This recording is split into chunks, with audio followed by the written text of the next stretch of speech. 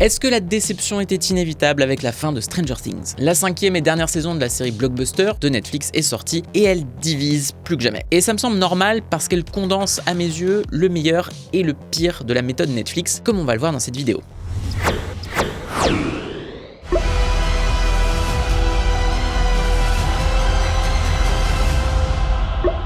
Bien sûr, Stranger Things ne peut pas être seulement réduite à la plateforme qui lui a permis d'exister. Ça reste le bébé des frères Ross et Matt Duffer, mais le succès inattendu de sa première saison en 2016 a tout de même été une anomalie, qui en a fait malgré elle le fer de lance de Netflix en tant que conquistador du streaming. Et avec les années, Stranger Things a accompagné les ambitions de Netflix, notamment en matière de production maison très coûteuse, quitte à être dépassée et chamboulée. Ce qui n'était au fond qu'un petit hommage à la SF et l'horreur des années 80 a dû étendre sa mythologie bien au-delà de la petite ville d'Hawkins, ce qui a ouvert les vannes avec des complots avec les Russes, des suites de méchants toujours plus puissants et des dimensions parallèles aux règles toujours plus incompréhensibles. Ça a eu du bon et ça a eu du moins bon. Et au fond, la saison 5 exacerbe toutes ces données. Et pour moi, ça a été rendu d'autant plus clair avec la subdivision de la saison sortie en 3 volumes. Et je précise maintenant que je vais un peu spoiler. Parce que de mon côté, j'avais été vraiment charmé par la saison 1 de Stranger Things, avant que les saisons 2 et 3 ne dégringolent en qualité, malgré l'attachement qu'on peut avoir pour les personnages. Mais la saison 4 avait plutôt rattrapé le coup.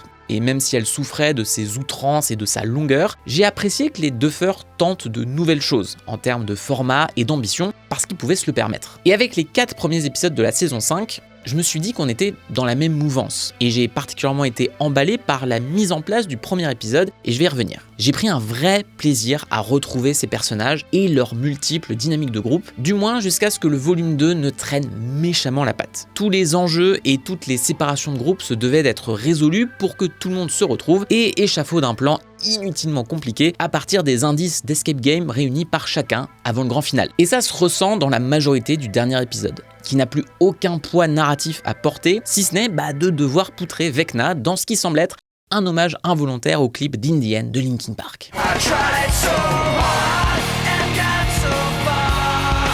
Alors je sais que tout le monde a déjà fait la vanne, mais j'ai pas pu m'empêcher d'y penser pendant mon visionnage, ce qui est un peu chaud quand tu as coûté au minimum 400 millions de dollars. Et je dis ça avec tout l'amour du monde que j'ai pour Linkin Park. Mais bon, comme je le disais, il y a eu un vrai fossé entre la première et la seconde moitié de saison.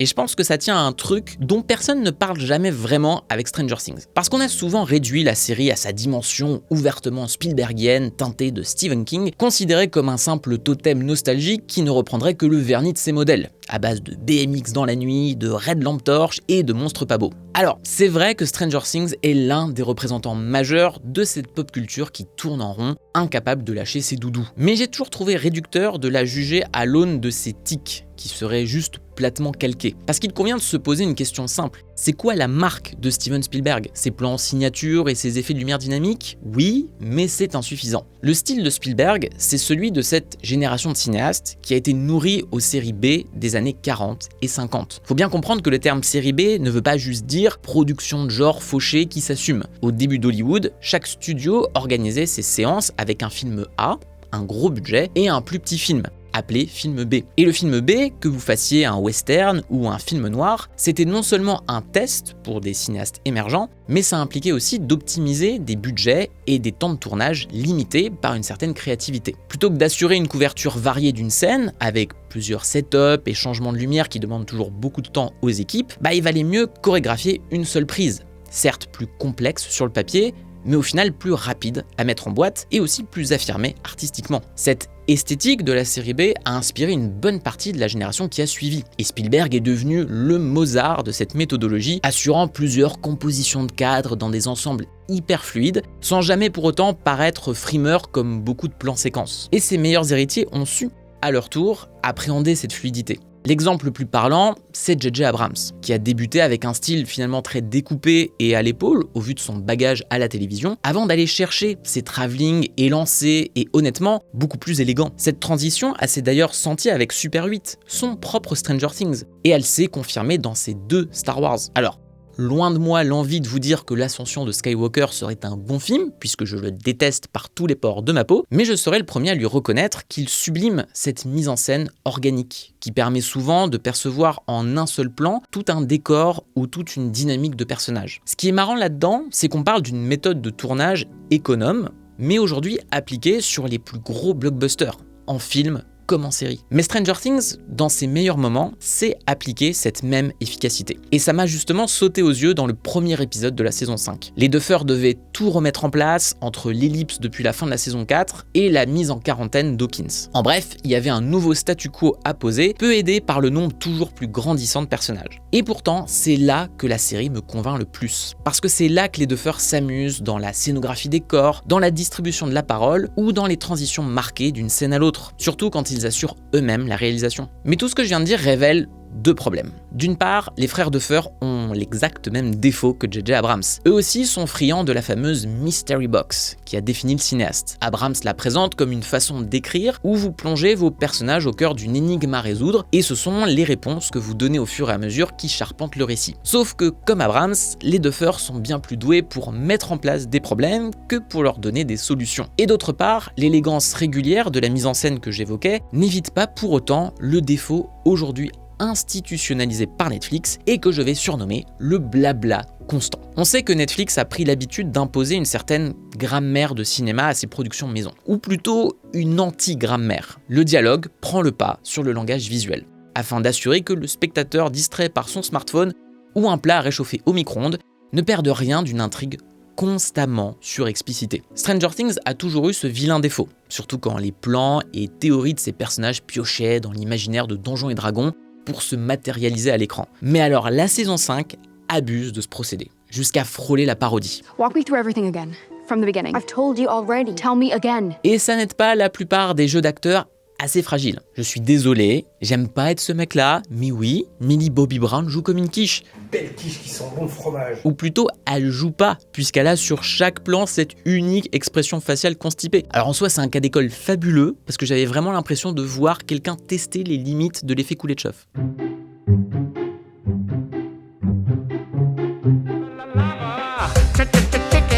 Mais en même temps, comment leur en vouloir quand tout doit être verbalisé et répété? Dans le volume 2, j'ai eu l'impression que les Duffer avaient perdu toute la vibe Spielbergienne des premiers épisodes. À moins que cet aspect indigeste ne reflète une série encombrée par son trop-plein de personnages et de lore. Il n'y a plus de mystère dans Stranger Things, alors que sa dimension horrifique dépendait beaucoup de ses zones d'ombre et d'étrangeté indéfinies. Cette peur concrète de voir un autre monde déborder sur le nôtre. D'un côté, je trouve ça presque fascinant, parce que le geste de la série a toujours été vers cette notion de débordement, de fuite, de brèche, de fracture. Mais à force, c'est comme si les frères Duffer en faisaient le signe d'une perte de contrôle sur leur propre création. Et en même temps, j'admire que la série assume toujours plus la modernité de ses montages alternés, qui peuvent sauter d'un plan à l'autre, du réel à l'upside down, en passant maintenant par les rêves de Vecna, dans une accumulation incessante de mondes miroirs et de réactions en chaîne qui ne font plus qu'un. Parce que je rappelle quand même qu'il y a encore 15 ans, tout le monde se plaignait de la pseudo-complexité d'Inception, donc on a fait du chemin depuis. Les spectateurs se sont habitués à cette juxtaposition et ce dialogue des dimensions, mais on sent que Stranger Things l'emploie désormais pour contenter des intrigues dévorées par elles-mêmes, où chaque personnage doit trouver une résolution d'arc narratif, même quand c'est fait de la manière la plus artificielle du monde. L'épisode 7 étant ça un aveu d'échec, où tout doit être bouclé pour que le climax n'ait plus qu'à se reposer sur l'action. Et le climax, parlons-en,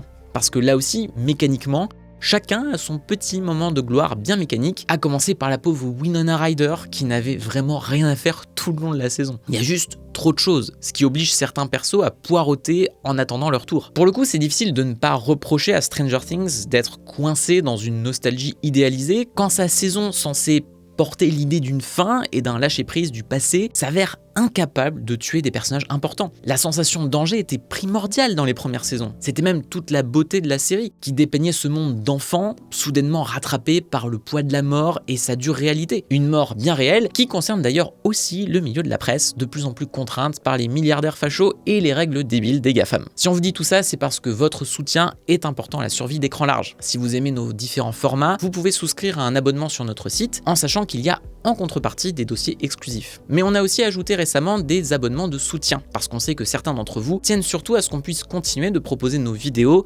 nos articles et nos podcasts gratuitement. Le lien est dans la description. Alors pour être clair, je ne demandais pas à Stranger Things de devenir Game of Thrones, mais l'absence de danger impacte notre investissement. Le plus gros raté de la saison 5, c'est clairement la place prise par les militaires. Bon, déjà on repassera sur la présence de Linda Hamilton, réduite à de la figuration de luxe, mais tous ces méchants ne servent que d'obstacles temporaires pour bloquer les pouvoirs d'Eleven quand ça arrange le scénario. Et qu'on ne vienne pas me parler du sort funeste de Kali, parce que concrètement, qui s'en fout ? Je sais que vous avez levé la main derrière votre écran, ne mentez pas. Bon, le truc, c'est que je pourrais prendre encore 10 minutes pour énumérer tous ces problèmes, et ça m'intéresse pas beaucoup. En revanche, la saison 5 de Stranger Things, et tout particulièrement son dernier épisode, m'ont semblé renforcer l'impasse de la méthode Netflix. On a reproché à la série, et au blockbuster de son type, de s'éloigner du modèle traditionnel de la télévision pour viser l'ambition du cinéma, quitte à imposer des délais de production énormes entre chaque saison. Le spectaculaire empoulé s'est imposé à la télé, et même s'il a sa valeur, c'est jamais vraiment pour lui qu'on a regardé Stranger Things. On investit des dizaines d'heures dans une série parce qu'on aime ses personnages. Et dans ce cas précis, c'est pour cette bande d'adolescents touchantes et pour leurs relations qui se tissent dans l'adversité. Je disais plutôt que Stranger Things a perdu son côté strange.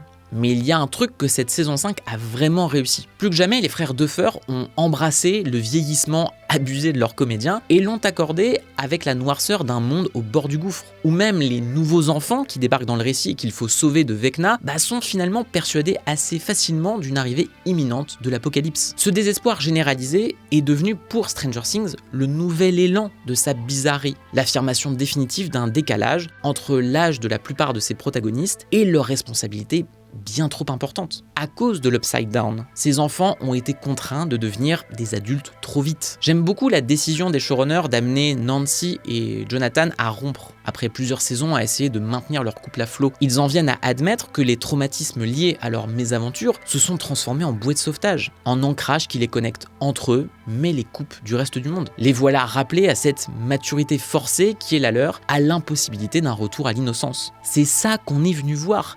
Et heureusement, l'épisode final prend plus d'une demi-heure pour conclure de manière apaisée son histoire, même s'il a fallu se taper pour ça 1h30 de climax pétaradant qui sonnait plus comme un passage obligé. Là, Stranger Things arrive enfin à accepter la notion de finalité, en ne permettant pas à ses personnages de revenir au teen movie à la John Hughes qui a pourtant charpenté leur univers. Ils ont trop changé pour ça. Et même si les Duffer abordent un passage de flambeau assez touchant, j'ai été assez frappé par le choix de leur ultime plan. Sur cette porte qui se ferme après près d'une décennie à laisser l'Upside Down se déverser et après avoir laissé Netflix étendre encore et toujours cet univers devenu hors de contrôle. On aimait aussi Stranger Things pour ce côté doux amer, ce rapport à une nostalgie peut-être pas si béate, où la perte et la mort avaient encore une place. C'est dommage que ça se soit perdu en cours de route, mais les showrunners ont à peu près réussi à sauver les meubles dans ces derniers instants qui marquent tout de même la fin d'une époque. Merci d'avoir suivi cette vidéo, n'hésitez pas comme d'habitude à liker, partager et à commenter sur cette saison qui divise tant. Et si vous voulez nous entendre parler d'une série qui met pour le coup tout le monde d'accord, Déborah a fait une super vidéo sur la première série animée Clone Wars. Allez, je vous dis à la prochaine. Ciao. Stop!